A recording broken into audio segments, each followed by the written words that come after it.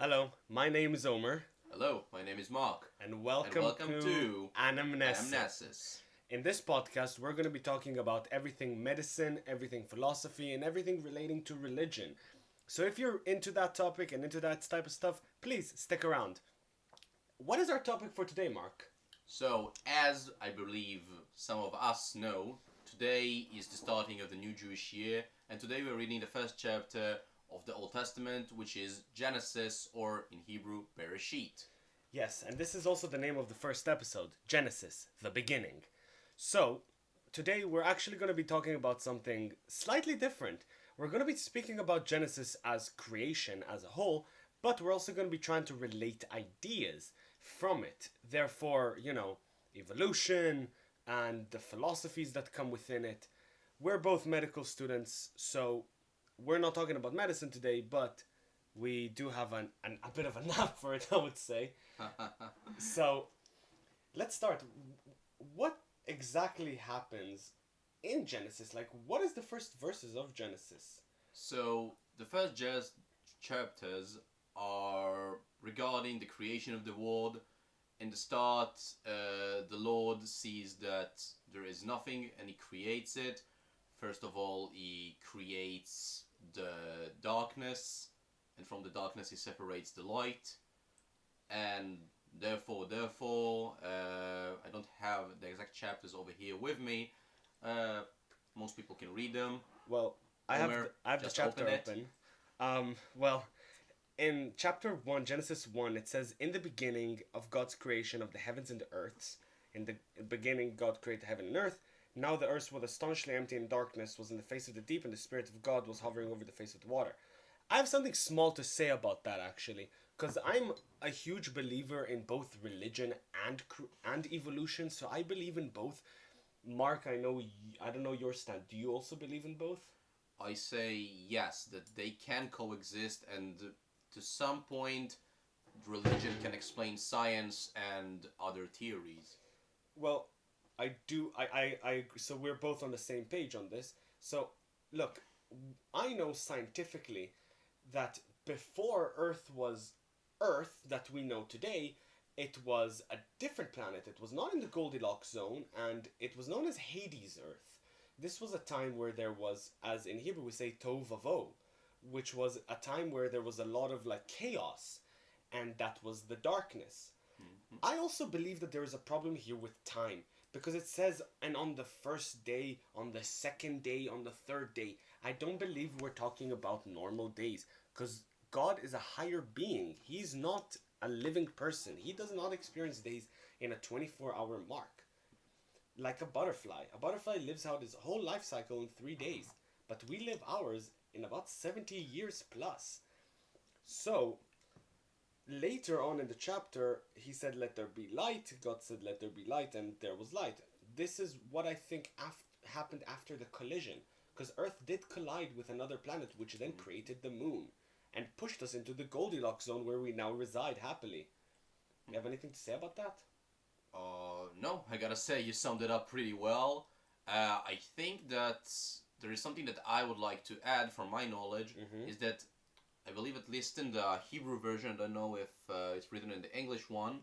Let me see. Like, basically, every time God in this story creates something, exactly. And God saw that it was good. He said this over and over after every creation, but there is one time when he says it's not good. And that's when he creates the first man, Adam, and he's alone. Yeah. So he says, so it's written over there, God saw that it's not good.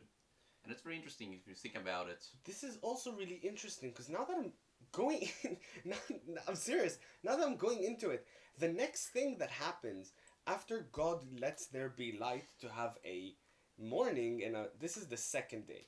God said, "Let the water that beneath the heavens gather into one place, and let the dry land appear." This is something that happened actually in science. Yes. This was right before. This was actually during the time of evolution started, where the cyanobacteria, the ancient ones, Mm-hmm. began to photosynthesize to get energy from the sun. But that time, the whole earth was covered in just water. and then the dry land appears, and the god called it the seas, and he said it was good. And then the vegetation started, which was the next step in the evolutionary process. But this didn't happen in such a small time as we think when we're reading. It actually, in my head, this like scientifically, this happened over a few billion years. Exactly, exactly.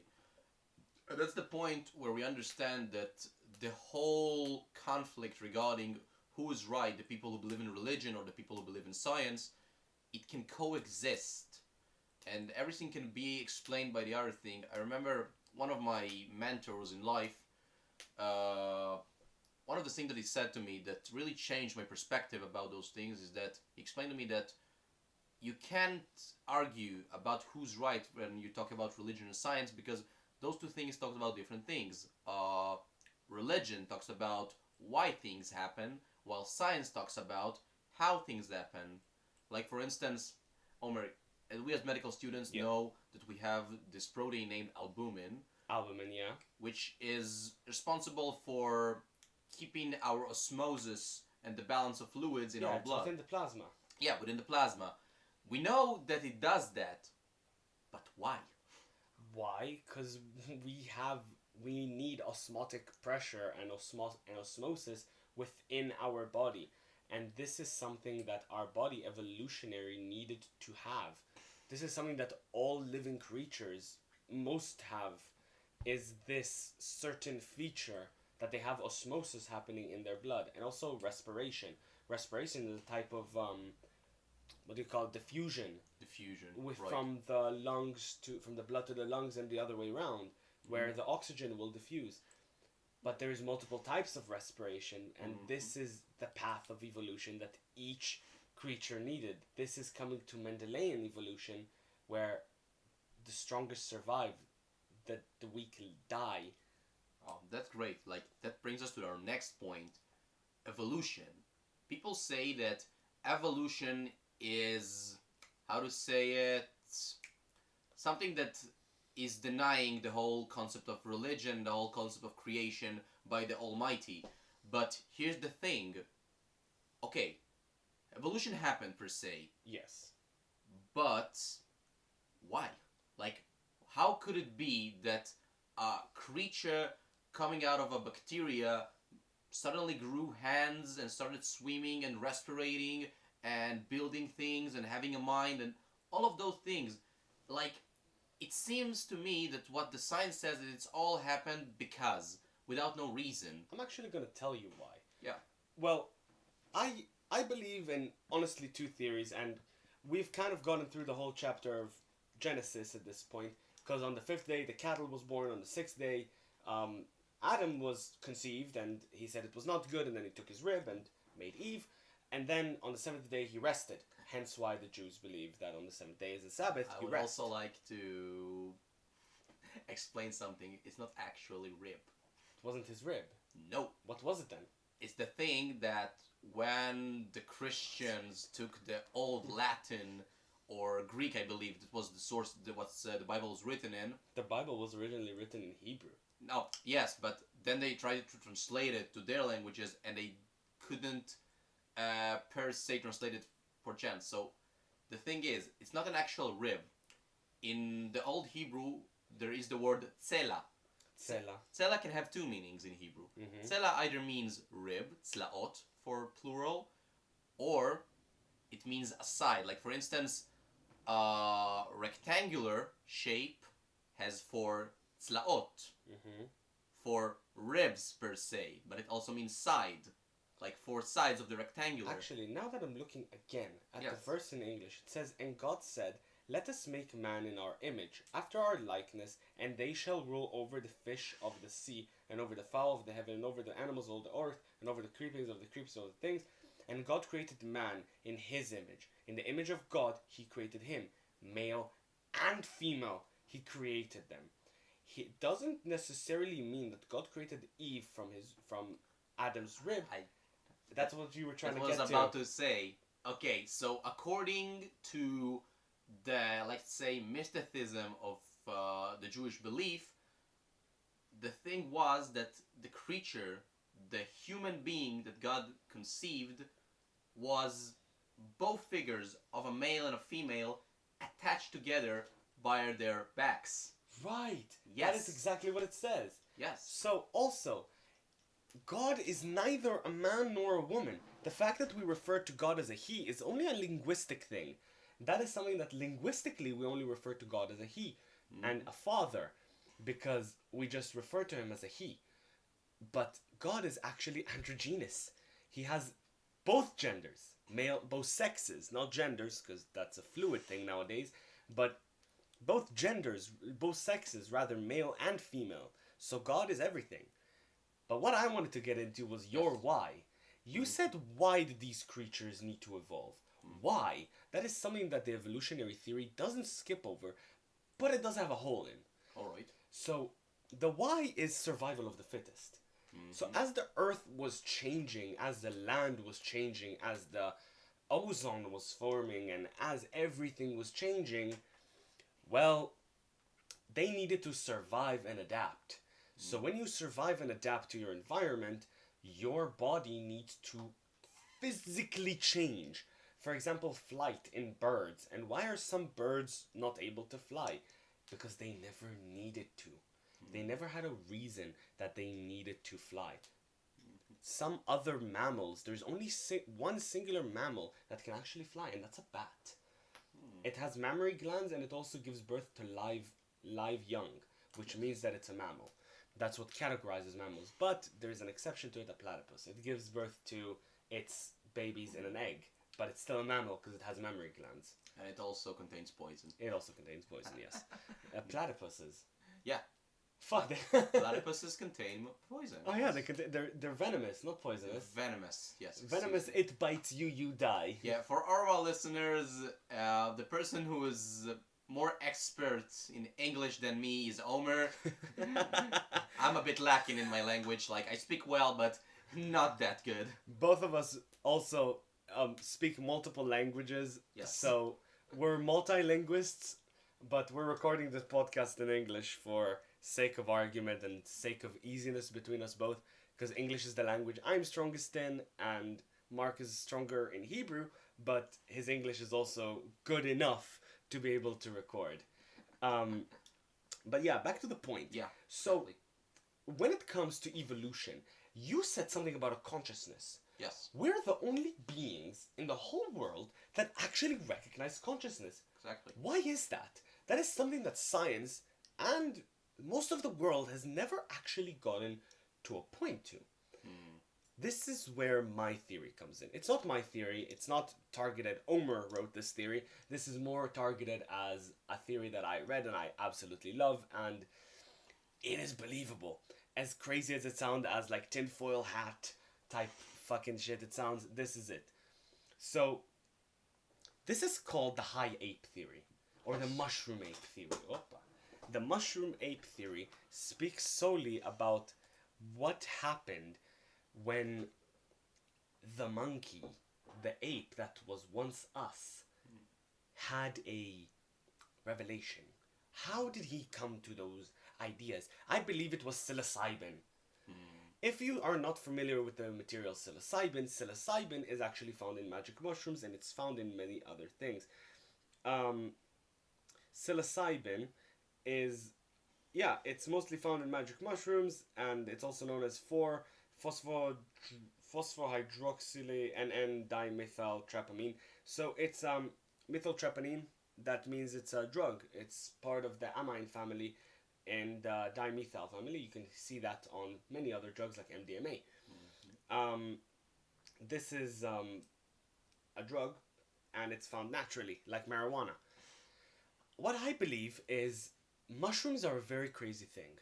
They were actually hailed by many religions, like old Aztec religions. They hailed mushrooms for the one reason that they believed they were sent from God. Why is that? Why do you think that is? Why do I think that is? I haven't thought about it in a while, to be honest. Because they appear out of nowhere. You can Mushrooms appear out of nowhere. Kind of. Because mushrooms, you can just see it rain, and all of a sudden, mushrooms pop up everywhere, right? Yeah. Everywhere that is grassy. And before that, they didn't really have tall skyscrapers like we do today. Yeah. But they would believe that rain was God's like sperm or like his giving. He's giving us something like life. And this life that would come out would be these mushrooms. And psilocybin doesn't really need that crazy conditions to grow. Yeah, that's It right. actually comes from feces. Oh, really? To get magic mushrooms, you grow them in feces. Because Yeah. it's a great fertilizer. It's for not them. that it's a great fertilizer, they just need feces to grow in. They literally need feces. Yes, literally feces. Other mushrooms. They must have feces. Yes, they must. Yeah. That's interesting. That's interesting. So they come from there, and there's multiple types of mushrooms, multiple species. Some are poisonous, some are tasty on pizza, and some make you trip. yeah. I'm talking about the magic mushrooms, the one that make you trip. I believe at some point, before the Homo erectus, before that genus of human came about, before he started to stand upright, one of them might have accidentally or intentionally eaten a mushroom that he saw on the ground. And it made him trip balls. Once he tripped absolute balls, he started to open his consciousness. Because what does psilocybin do to the brain? I explained this to you. It opens every receptor up. Yes. Consciousness. Exactly. So it opened up all the conscious receptors that were within the monkey brain and turned it into the man brain. Wait, that means if there are conscious receptors. Speak louder, the mic is... Alright. So that means that if there are conscious receptors in the brain of the monkey, it means that he was born with them, but let's say his body did not activate them until this moment, according to this theory. Actually, I don't believe it was quite like that. Alright. I think you took it a different direction. Rather, not activated, more brought in. Not like appeared out of nowhere, but it just opened the correct receptors up to kind of cause a new neuronal link to happen. Because you can train your brain to have new neuronal links. Like, how do you get like into a good study? Like when you're like when we're studying, how do we get into a good mood? We do it every day so that we have like a routine, and that is a neuronal link. Like when you study, you do X, Y, Z. When you sleep, you do X, Y, Z. And when you do all of these things, you just do X, Y, Z, and these are your neuronal links. Like if any of you guys listening out there are athletes, you would know what a mind-muscle connection is. And these are neuronal links because you do these things over and over and over and over again, like shooting a basketball, and your brain is fully trained to do that. So I don't think it just kind of used whatever's there and just opened it up further. Interesting. Like, I'd say that it might be also connected to the story of Genesis, because we know the famous story. I believe every child in the world knows it. The first sin. The first sin, the eating of the apple of Eve, and We don't know it was an apple, actually. yeah, actually, and something interesting that also a misconception that a lot of people don't know. As far as I remember, it wasn't that the fruit of this tree were not allowed to consume. It was the tree itself. The tree itself. That's the tree itself. And Oh. by the way, Eve, according to the story, if you read it per se as it's written in the Hebrew literature, as it's written, the original language, Eve was eating the apple that the snake gave her, yet Adam ate the tree. And that's why, let's just break some of the conceptions of a lot of misogynist people. Women weren't the first to cause the first sin. Yeah, it's also because of us, man. We're always to blame. Right. She's always right, remember. She's always right. Happy wife, happy life. All right. A little bit of comic relief there. Life's a bitch and then you marry one. We sound like two men having a cup of joe. Yeah. Right. So, this actually is very interesting that you mention a tree. Have you ever heard of the drug DMT? The drug DMT? Yeah, of course. You've heard of DMT? Yeah. Dimethyl tryptamine, tryptanamine, something like that. That comes from tree bark. Oh, interesting. Yeah, it comes from tree bark. And you know that other story in the Bible where Moses thinks he's speaking to God through a burning snare that isn't like The burning bush. Yeah. The burning bush, yeah. That does not burn. That doesn't burn. Like, it's on flames, but it doesn't burn. Yeah. Yeah. It's on flames, but doesn't go to ash. Yeah. I believe that tree that was burning was a DMT tree. And he was tripping. Just the whole time, just tripping, thinking that he's speaking to God because he inhaled it. That's something that I believe. But when you say it like that, maybe Adam wasn't a Homo sapien like we know. We don't know. We don't know. That's Because exactly we the point. don't have a body. Mhm. And by now, the body would be long gone to dust. Yes. And probably eaten by another of the beautiful animals that is on our planet. Yes. But also, the mushroom theory and the DMT theory, none of them actually go against any of the religion. Yes. And might I add, many religions believe that drugs actually open up the mind. Judaism doesn't. Not, let's say, hardcore drugs, but alcohol is a drug, and we know it. Alcohol is a drug, and it is a mitzvah. Mitzvah is, by the way, is a virtue. For us, mitzvahs are something that we must do to get like a good stand-in with God. And one of our holidays, which is actually coming up, no, it's not fairly soon. Which one? Purim. Yeah, it's coming soon. The time Not we're soon. recording it, it's gonna be like in half a year, something like Yeah, that. something like that. Purim, it's one of the mitzvahs or virtues that you must commit during. You don't have to do it, but a lot of Hasidic men, Hasidic Jews, do this virtue or mitzvah, which is to get drunk. It actually says you must get drunk until you cannot remember your own name or something like that. It says, let's say, I will oversimplify it, to get drunk until you don't understand who's the bad guy in the story and who's the good guy. Because in the story of Purim, we're actually speaking about Haman, The Book of Esther. the Book of Esther, which is about Haman who wanted to kill all the Jews, and there was another one, Mordecai. Mordecai who wanted to save all the Jews. So the whole idea is to get drunk that you don't know who's who. And so for us, we do use it, but I'm talking more about the tribes that are somewhere in the trenches of Africa that inhale DMT to speak to deities. Yes. Like, they believe that DMT will send them into deities, and something that is very interesting about DMT, it cannot be detected on a drug test. What are you saying? Wow. Yeah, because DMT goes into your system and out of your system within 15 minutes, and the whole high lasts 15 minutes. And that's how you apply to med school? Well, med school was the first choice. The second choice was a mechanic, actually. Might I add. What was your second choice? Don't If think... not medicine. Like, I wanted to maybe join, how do you say it, the Ministry of Defense and do something like that. Maybe become a secret agent, something like that. But I didn't have a second choice, actually. I always wanted to be a doctor. Like, Yes. I didn't think about anything else besides working in healthcare. Like, maybe I thought for a moment to become a nurse, because it's just 3 years and a lot more physical work and a lot less to learn, but yeah, I didn't have anything else to think about. Right, well, now I think we kind of got that out of the way, that whole topic that we wanted to speak about. Yeah, exactly. Like, But I'm not ready to end the episode.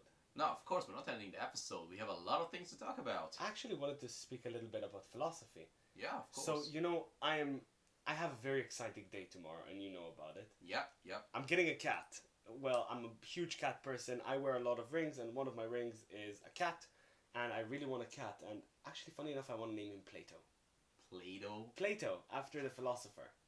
Because I saw a tuxedo cat, and when I think of a tuxedo cat, I think of a very smart philosopher. And that is actually a segue into my next point. Yes. I wanted to speak about the beef. I want to call it beef that Plato and Diogenes had. Oh. What the fuck was that? Okay. Right, so a little bit of background about myself. I have a minor degree in philosophy. And Mark over here loves to read books. And I always recommend to him philosophy books, and we love to talk about it. Yes. So, let us speak a little bit about Diogenes and Plato as men. Alright. So, have you ever... You know about Diogenes. I know about Diogenes. Plato is a bit of my weak side. I don't know a lot about this philosopher. Plato. So, Plato, the philosopher himself, Plato was his name was Aristocles when he was born, and he has a lot of ancient Greek philosophy, which is like a classical period for the thinking and Western philosophy and the innovation and like dialect forms and all of that. He was involved, like influenced by Socrates, Pythagoras, Heraclitus, Homer, Democritus, Pericles. Homer? Yeah, Homer. His name was Homer. Homer Simpson? There was Zeno of Elsa and Protagoras. He was influenced by a lot of them, and he had a lot of very famous things. Like one of his most famous things that I love that Diogenes did was the Behold a Human. Ah. This is yes. when this is a very famous one. If anybody out there knows it, I'm pretty sure you do. The second I said it, if anybody here is interested in philosophy, you probably know what I'm talking about. Plato said that a human is a bipedal, featherless animal. Mm-hmm. And Diogenes decided to burst in on a seminar with a plucked chicken and say, "Behold, a human." And I find that hilarious. That's very hilarious. Because Diogenes was a troll. Yeah. Maybe not the first troll, let's say, but like a famous troll. He was a famous troll. In the ancient world. He trolled Alexander the Great. Like, there couldn't be a bigger troll. Like, he told Alexander the Great to move out of the way because, like, Alexander the Great came and spoke to Diogenes, who was homeless, by the way. He did not believe in owning a house. He did not believe in any of that. He was actually seen begging a statue. Do you know why? Why? He said, "I need to practice being rejected." He would go and beg to statues of Greek gods to know that this is how rejection feels. And because he was a beggar, like he had nothing. Yeah. And this is how he wanted it. He did it by choice. He was famous, but he did it by choice. And Alexander the Great came and visited Diogenes after hearing the many, many claims of his work and his other philosophies that he wrote, which was quite nihilistic. Yes. And Alexander the Great said, "Can I, Alexander the Great, do anything for you, Diogenes?" And Diogenes replied very, very simply, "Could you move a little to the right? You're blocking my sun." Which I find hilarious. That's total sassiness. It's total sassiness. Diogenes was also known to say that when he dies, he does not want to be buried. He wants to be thrown into the woods like the piece of shit he is and be eaten by the wolves. I'd say that maybe that's an approach for someone who doesn't want to get disappointed, because when your whole point of view is total nihilism and, let's say, as you said, being rejected, I want to feel how it's like being rejected, it's like you can't get disappointed because you have zero expectations. Exactly, zero expectations for humans, and I believe that we shouldn't expect anything from anyone anyways. Yeah, of course. You should never, like, really, never. Diogenes was a great, great, great point in history as a man that never expected anything from anyone. Yeah. But his arguments were pretty surface value. Like, if we're already talking about a great philosophical idea, we gotta go a little bit back. Aristotle. He influenced Plato, and he was actually one of Plato's teachers. He taught Plato. Oh. And once Plato was grown up and doing his own philosophy, he came up with this one philosophical question, which is a great icebreaker for anybody out there listening. Ask that on your next first date. You would know what kind of person you're talking to. So, this is the setup. Yeah. This is the setup that was adapted from what he wrote, because at the time they didn't have machines.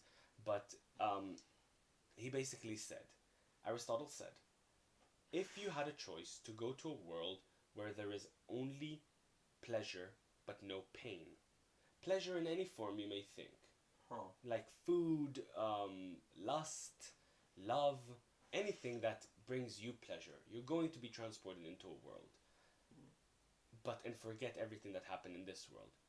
Do you take that deal? No pain at all. Because in this world we have a lot of pain.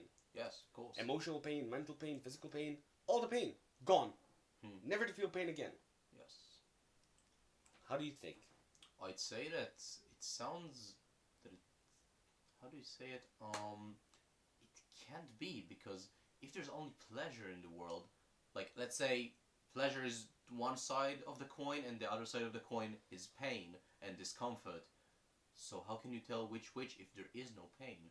So it means that in a world, let's say, that has no pain, there must be something else. No, there's nothing else. There's no catch. No catch. There's no Right. catch. This whole philosophical idea just plays on the fact that there's no catch. Okay. Nothing.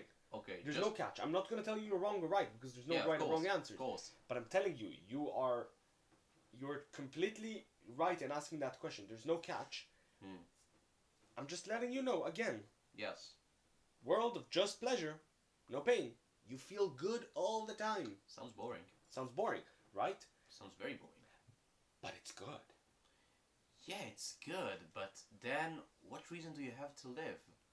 Like, Pleasure. let's say, okay, pleasure, but let's say, do we like pleasure more when we work for it? When you get it for something? That's a good question. But how can you really justify what is work? Oh, Because you could go to a prostitute and give her your money and receive that kind of pleasure. yes. But you can also go home to your wife or girlfriend and get that type of pleasure for her for technically free. It's never free. Nothing in life is free. It's a Chanel bag for you if it's for your girlfriend or but like which one is categorized as work? Neither. Yeah, that's another term that we must give definition to. What is work? I'd say work is anything that gives you discomfort. Anything that gives me discomfort? Yes. But what if I enjoy my work? So am I not working then? No, you are working, but you just broke the system. I broke the system? Because in our society, and believe like in most societies in the world, work is considered something which is not likable, it is not comfortable, and something that you would like to do less. Then why are you in medicine? This is the type of work that you work your bones off, and if you hate, you're stuck. That's the thing. I'm not thinking that way. I love working. You love it. Yeah, like even when during my military service where I was working for hours and I didn't sleep, I remembered myself actually liking it because I felt like I'm doing something with my life. That's what I like. Yeah. Look, so you categorize work as a type of suffering. Yes. I believe most people do. I disagree. Okay. I think work is just a means to make money. Because our society is unfortunately run by the idea of money. Well, I'm a socialist as well, so I believe you work for your part. So when it comes to money, I think work is just a way to earn it. So back to our point with the pleasure and pain, so you would not take it. Nope. Aristotle agrees with you. Aristotle said, I would rather be a pig satisfied than Plato unsatisfied. Why did he say that? Let's break that down. A pig satisfied, Plato unsatisfied. What does that mean? Because that is very skeptic. Okay, let's say a pig is a filthy animal living inside, how do you call it? Not a barn. Where do you keep pigs in? A pig pen. A pig pen, which is stinky, it's dirt. It's mud. Mud. They would like to roll around in mud for their skin. It's a fat animal, like, not very, how to say it? Hygienic. Not hygienic, not beautiful even. Not a lot of people find pigs as a beautiful animal in compared to sheep or cows, which are even considered cute. What? I like pigs. Of course you do. I think they look funny. Yeah, they look funny. They look funny little shits. Well, so the reason he said that, I'm actually take that from you. I'm gonna tell you why he said that. That's the reason that is widely accepted. It's a pig has no worries in life. Yes. He is just rolling around in his mud and enjoying himself, but he does experience pain. He always experiences pain. As all of us. As all of us do. But Plato is always unsatisfied. Because Plato is running around looking for his pleasure all the time because he's a human. But a pig doesn't do that. Yes. A pig doesn't do that. So he would rather be a pig satisfied than Plato unsatisfied. So he would rather be in this world with pain, but be satisfied with is the pleasure that he gets and the pain, Hmm. than be in a world that is just pleasure and you keep running and looking for more pleasure like Plato would. Yeah, there's a saying that I believe can sum it up. Uh, like it's in Hebrew. I will try to translate it. I don't know if it exists in English. It goes: the more assets you have, the more money. Like, let's say assets is a bit a more accurate translation. The more worries you have. Yes. It doesn't translate well. I know which saying you're Yeah, talking yeah. about, You know what it means. but it does work in the same manner as the more assets, the better you are, the more you have, the more you worry, because of you're kind of always looking behind your back so that no one is coming for you, or Because you have more to care about. yeah, you have more to worry about. The more you have, the more you worry. Yes. So that You is also, one thing. let's say, when you have more money, or let's say even not money, more honor, more respect. Mm-hmm. What I want to say, you want more things. Exactly. Like people who rise into power in countries, like in political parties and stuff like this, Mm-hmm. they have more desire. Like for a certain person who is part of a party in a country, no matter which country, he begins as a simple member of this party, then grows up in ranks, becomes, let's say, how do you call it?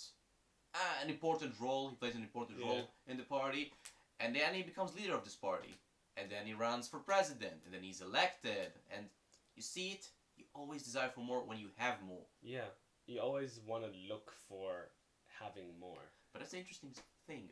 Why do we do that? Why do we want more? Why can't you just stop at a certain level, like set a goal, stop at it, and say, that's it. That's one thing that I think that all humans do, and that is one thing that sets us apart from most animals, is the sin of greed. Yes. You know about the 7 deadly sins, right? Yes, by what's his name? By Dante. Dante Alighieri. Yes. Dante Alighieri, he wrote Dante's Inferno. Yeah, I'm reading it right now. You're reading Dante's Inferno now? Yeah, again, I reread it. Well, I think you need to read it in the original language that it was written in. I have it in Italian and a translation in Hebrew. Well, the translation in Hebrew would mess it all up in my eyes. But, like, thing is, he did translate it from Hebrew. Because one of the sins there is technically wrong. Which one? Gluttony. Alright. The sin of overeating. Because in our culture, you're supposed to eat. Like, it's like, it's a good thing to eat until you're full and you feel good and even leave a bit on your plate. Example, in my grandma's house, if your plate is empty, she'll fill it up for you. Because you should never leave an empty plate. Why? Because then it means you didn't like the food.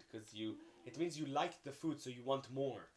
I'd say it's not but something that comes from the religion. It's just a cultural thing. It's like, a cultural thing.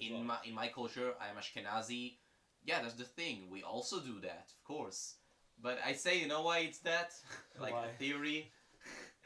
Because Jews were persecuted for years and we were running, so this whole thing of when you have food, you eat as much as you can, because it might not be tomorrow. Yeah.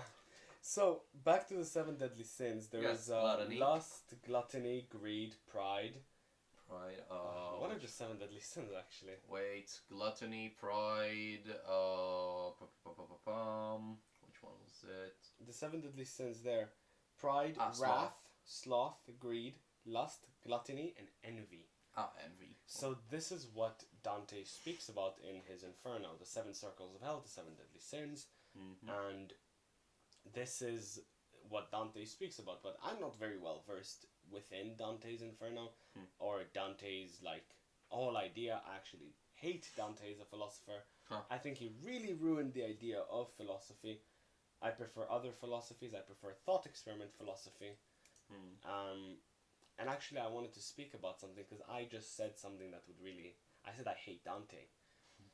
I want to think about something. When is it good to split the art from the artist? When is it good? Or do you separate the art from the artist? I'd say I would separate the art from the artist if the artist did something horrible. For instance, if I know that a certain artist, I'm not saying names, but a certain artist is perchance a pedophile, someone who committed major crimes against humanity or is part of a cult that uses people, all those things. So yeah, I won't feel that good about listening to his music or like enjoy any other art he has. But what if you were a fan before you knew all that happened, or you may have come across a certain painting or and thought it, hey, this is a very good painting painted by an Austrian guy back in the 1930s, and then you realize he committed mass genocide. But like Yes. like that is something that I think that we should always separate the art from the artist, because his art was good. The Austrian painter, I'm not going to say his name, but if you know, you know. The Austrian painter. I hope you know. I hope you If know. somebody's listening to this podcast and don't know who we're talking about, like, Please I do don't- some research. I don't like saying it, but educate yourself, Educate guys. yourself, brother. So, let's take the Austrian painter, for example. All right. His art was not that bad. It was pretty good realism that he was capturing in his art, but knowing that he committed mass genocide is a bit of a... It off-puts you a little bit. You wouldn't hang it in your house, per se. Of course not. Of course not. But you would see it in a gallery and kind of say that, yes, this is good art. Yeah, because Could you don't- say it's good art? You could say it's good art. So but, you do separate the art from the artist. once again, I believe it depends very much. I hate saying it, on the context. On the context? Yes, because okay, I might like an artist, but after I know something that horrible about him, I might stop enjoying his art because I wouldn't feel good about supporting someone, for instance, who has a radical ideology that I don't agree with. Mm-hmm. Well, yeah. So, I disagree. I think you should always separate art from the artist, because the art is not something that the artist made due to what he did. It's rather he made before he did, or he made it, and he, unless the art is literally a symbol or something symbolizing a hatred message, that is when it's like, okay, you did that. That's horrible. Yes. It's like a certain musician putting out a song against any minority group in the world and then saying, hey, that song is good, but that kind of makes you like a white supremacist, or most likely. Yes. So I would say that it's better to, like, in that context, don't separate, like, prosecute the guy, because that is just like propaganda or stuff like that. I don't know what to call it really. Yeah. But you got my point. Yes, I got it. So, yeah, I think that is the only time when we don't separate the art from the artist. I think that's the only time where we shouldn't. I got it. It's just the thing that usually when you enjoy the art, let's say music, because it's the easiest Yeah. one, you put certain even if you don't put money into his art, like you don't buy his records, nobody buys records today. Nobody buys records. Nobody buys CDs. Like they do, but it's not that common as it used to be 20 years ago. It's not common to buy CDs or records. Like, Yeah. it would only buy a record, like a vinyl, for like, you know, If you're a hipster piece of shit. oh, or if you just like, you know. No, I'm kidding. I also have vinyls. I also have I vinyls. love vinyls. I have Iron Maiden vinyls and Metallica vinyls. I have Ghost. You I have love Ghost? this vinyl. Yeah, I love Ghost. Yeah.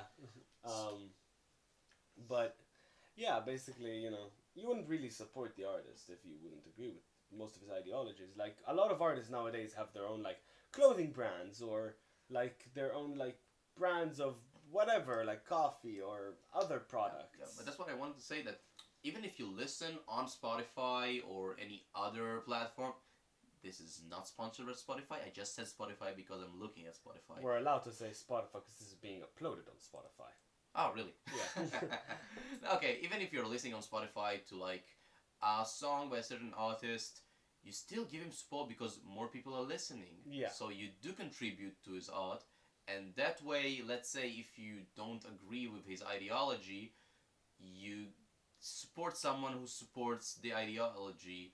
And once again, everybody can do whatever they want, but I, for instance, don't want to support someone who is a neo-Nazi, for instance. Yeah. Well, Even if he makes great love songs and I love it, and maybe I want to put it on my wedding when I march to the chuppah. But yeah. I agree with you. I agree with you on that, but I do think that we do need to separate, but not use the art in certain contexts, like you said in the wedding, because you knowing that. Well, you know what you remind me right now? What? It was so funny. My friend once told me. Oh, doesn't matter why I forget. Oh my god. Nah, I will remember it, and like next episode probably I'll remember it.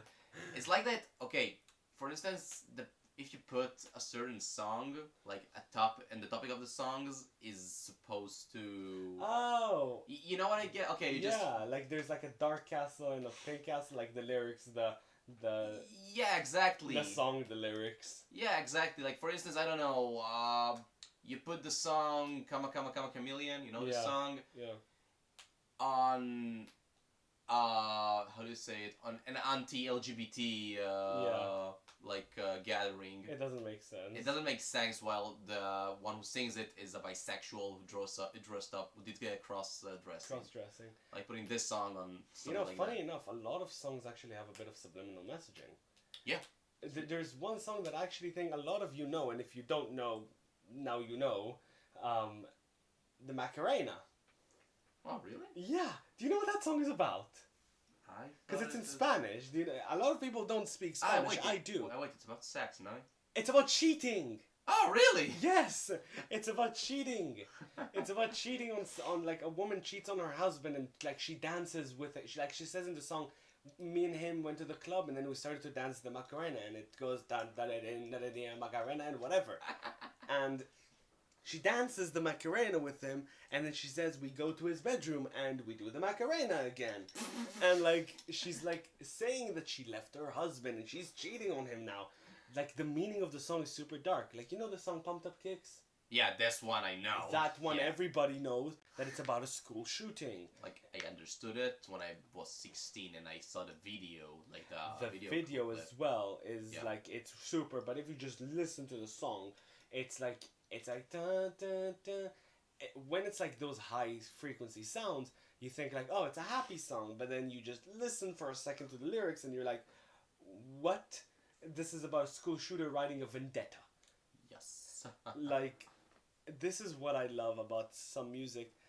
But before we end the podcast here, I wanted to speak about one last topic. Yeah.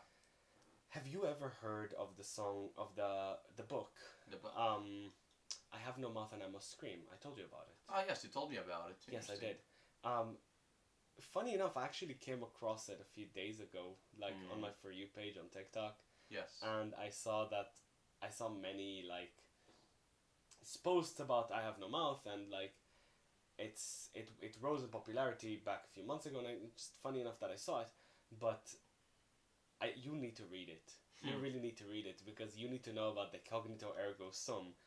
Did you know what that means in Latin? Cognito ergo sum? No. Cognito ergo sum. Yes. I think, therefore I am. Ah, okay. I know this saying. Not this Latin. comes from a Chinese philosopher.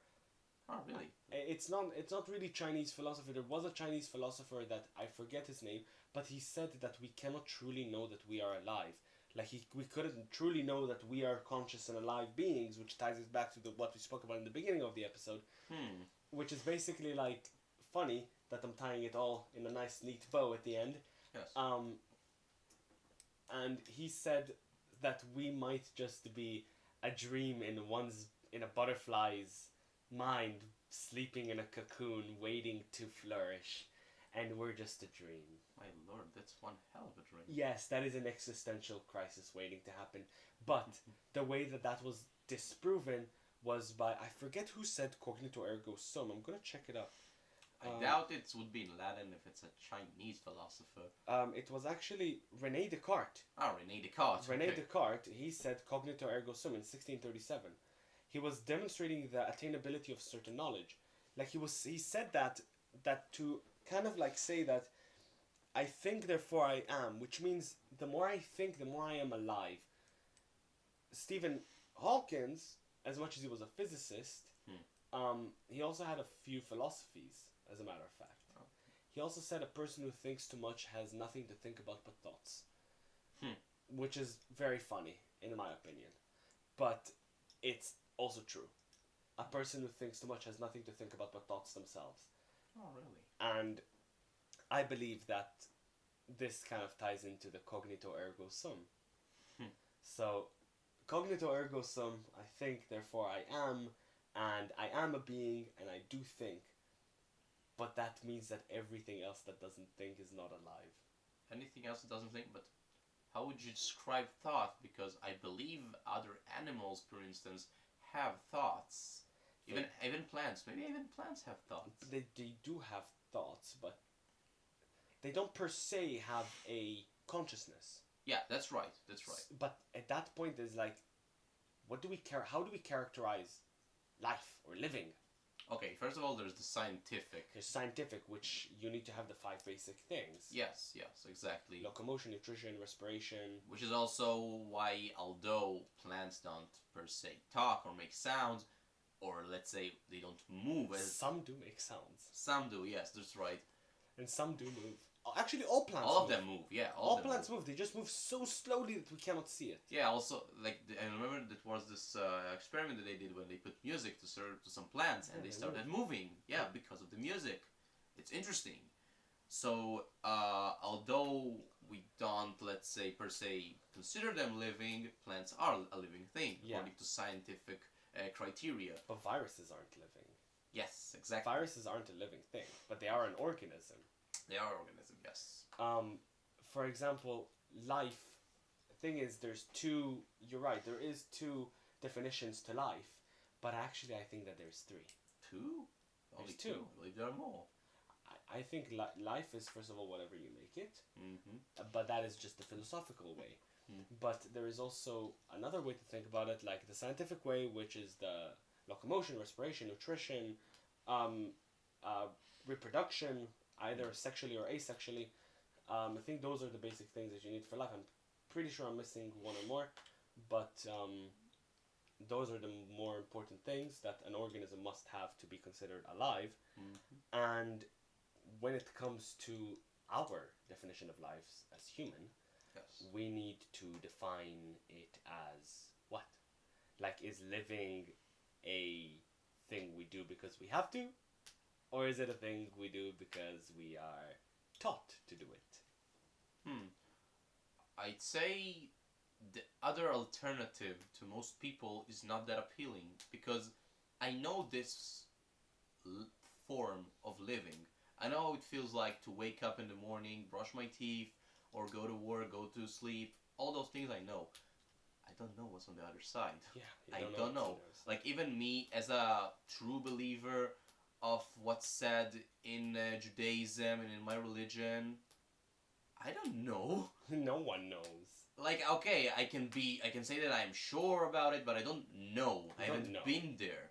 I haven't been there that I don't know. And there's no witness accounts, unfortunately. Yes. Right, I think that is actually something we want to speak about in our next episode, is life. Yes. So, please, tune in to us next week. We do every Saturday night. Yes. Or bi-weekly every 2 weeks. We'll see how our schedule goes. We are both students. Thank you so much for tuning to Anamnesis this week. This has been Omer. Thank you, everyone. This has been Mark. And we're out. This is Case Closed.